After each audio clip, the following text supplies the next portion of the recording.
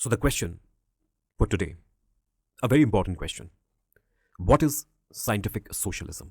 And what is scientific in scientific socialism? Scientific socialism क्या है और साइंटिफिक सोशलिज्म में साइंटिफिक क्या है? जब कार्ल मार्क्स और फ्रेडरिक एंजल्स सोशलिज्म की अपनी थियरी को, अपनी फिलॉसफी को डेवलप कर रहे थे, उस वक्त यूरोप में सोशलिज्म के और भी कई वेरिएंट्स पॉपुलर थे. There were many socialist thinkers who were active in Europe before Karl Marx and Friedrich Engels. इन सभी सोशलिस्ट थिंकर्स को हम अर्ली सोशलिस्ट थिंकर्स कहते हैं. Best example Robert Owen, Saint Simon, Charles Fourier. These were the early socialist thinkers.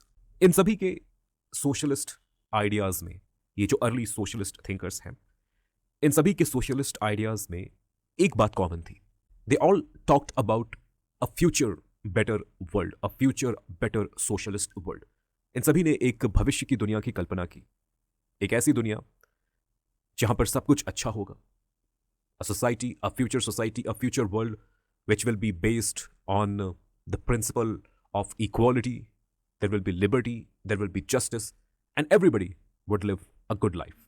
लेकिन जब in early socialist thinkers से ये सवाल पूछा गया कि ये जो कल्पना ये थिंकर्स दुनिया के सामने रख रहे हैं, एक बेहतर सोशलिस्ट वर्ल्ड की कल्पना, एक बेहतर सोशलिस्ट सोसाइटी की कल्पना, आखिर ये सोशलिस्ट वर्ल्ड, ये सोशलिस्ट सोसाइटी एग्जिस्टेंस में कैसे आएगा और ये कब एग्जिस्टेंस में आएगा, किसके द्वारा इसे एग्जिस्टेंस में लाया जाएगा? ये जो क्वेश्चंस हैं, जो कि इनके फिलॉसफी, इनके थियरी के डिटेल्स से जुड़े हुए हैं, इंट्रिकसीज से जुड़े हुए हैं, इन क्वेश्चंस का कोई सटीक आंसर, कोई स्ट्रेट फॉरवर्ड, सटीक and convincing answer in early socialist thinkers के पास नहीं था.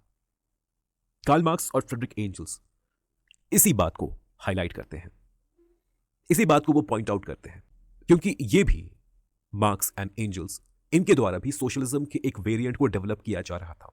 और ये चाहते थे कि ये जिस सोशलिज्म के वेरिएंट को डेवलप करे, ये वेरिएंट बाकी मौजूद सभी वेरिएंट्स से, सोशलिज्म के सभी वेरिएंट से अलग हो, डिफरेंट हो, डिस्टिंक्ट हो. इसी डिस्टिंक्शन को, अपने सोशलिज्म के फिलॉसफी के इसी डिस्टिंक्शन को, इसी यूनिकनेस को हाईलाइट करने के लिए कार्ल मार्क्स और फ्रेडरिक एंजल्स ने इनके सोशलिज्म के वेरिएंट को साइंटिफिक सोशलिज्म कहा. और इनके जो ओपोनेंट्स थे, दैट मींस जो अर्ली सोशलिस्ट थिंकर्स थे, उनके सोशलिज्म के वर्जन को इन्होंने यूटोपियन सोशलिज्म कहा. यूटोपियन इसलिए क्योंकि इनके अकॉर्डिंग, मार्क्स और एंजल्स के अकॉर्डिंग, ये जो अर्ली सोशलिस्ट थिंकर्स थे, इन्होंने जिस तरह के सोशलिज्म की बात की वो अनरियलिस्टिक थी, आइडियलिस्ट थी और कल्पनाओं पर बेस्ड थी. इसलिए इन अर्ली सोशलिस्ट थिंकर्स के सोशलिज्म को कार्ल मार्क्स और फ्रेडरिक एंजल्स ने यूटोपियन सोशलिज्म कहा. इस यूटोपियन सोशलिज्म के ऑपोजिट मार्क्स और एंजल्स ने जिस सोशलिज्म को प्रमोट किया, जिस सोशलिज्म के थियरी को इन्होंने डेवलप किया, यह थियरी साइंटिफिक थी. अब सवाल है कि मार्क्स की सोशलिज्म साइंटिफिक कैसे हुई? How it became scientific? Marks ने कहा कि उन्होंने एक ऑब्जेक्टिव लॉ को डिस्कवर किया है. He has discovered an objective law. Objective law, that means it is going to be same for everyone. It is not subjective. It is going to be same for everyone. कोई भी इस law को देखे, हर किसी के लिए the meaning and the interpretation of that law is going to be same. Just like you have laws in natural sciences, like law of gravity. Law of gravity, it is an objective law. It is same for everyone. Similarly, Karl Marx said that he has discovered an objective law of history. उन्होंने इतिहास को पढ़कर, इतिहास को समझकर एक pattern ढूंढा है, और ये जो पैटर्न है, इसे ही वो ऑब्जेक्टिव लॉ कह रहे हैं. उन्होंने ये पता लगाया है, कार्ल मार्क्स ने कहा कि उन्होंने ये पता लगाया है कि सोसाइटीज कैसे डेवलप करती हैं, एक स्टेज से दूसरे स्टेज, फिर तीसरे stage, how societies develop historically. He has discovered the underlying law present in this social development, in this historical development of society. और ये जो लॉ है, this law, this underlying law, it can't just explain the past and the present. It can also predict the future.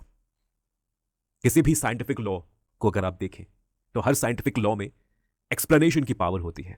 It explains what is, it explains what has happened, and the most important thing, every scientific law will have the power of prediction. It can predict what is going to happen. It can tell you that what is the future. Karl Marx ने कहा कि उनकी जो socialism की theory है, इस theory में prediction की क्षमता है. The law that he has discovered, the law of historical development of society, जिसे हम डायलेक्टिकल मटेरियलिज्म कहते हैं, हिस्टोरिकल मटेरियलिज्म कहते हैं. What is historical materialism? What is dialectical materialism? It is a theory of history. It tells us that how historical development has taken place till now and how it is going to proceed in future.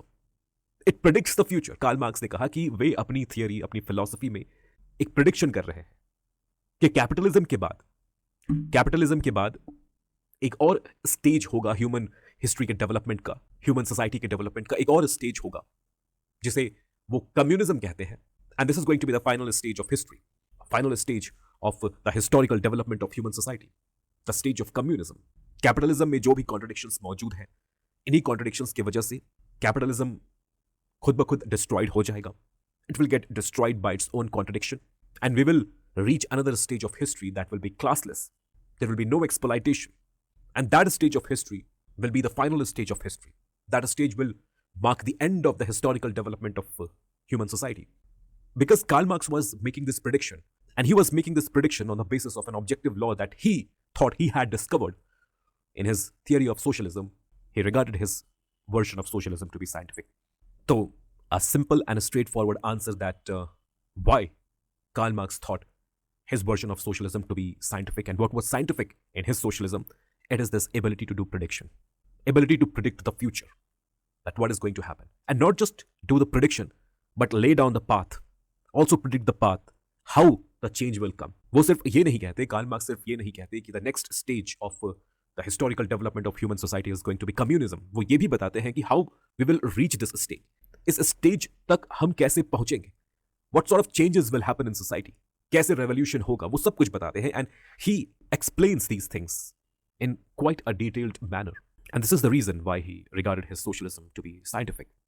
I hope I have answered this question, that what is scientific socialism and what is scientific in scientific socialism.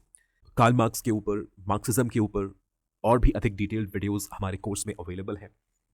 मैं आपको बताना चाहूँगा कि हमने UPSC civil service examination में political science optional के लिए और यूजीसी नेट एचआरएफ के एग्जाम्स में पॉलिटिकल साइंस पेपर 2 के लिए पॉलिटिकल साइंस का एक बहुत ही डिटेल्ड और एग्जॉस्टिव कोर्स तैयार किया है. This is a 10-unit course. We have covered all the 10 units of political science in this course. If you want to get benefited from this course and the content available in this course, then you can consider enrolling yourself. For more details related to the course and enrollment, you can contact us through WhatsApp in the given number. Thank you so much for listening. God bless.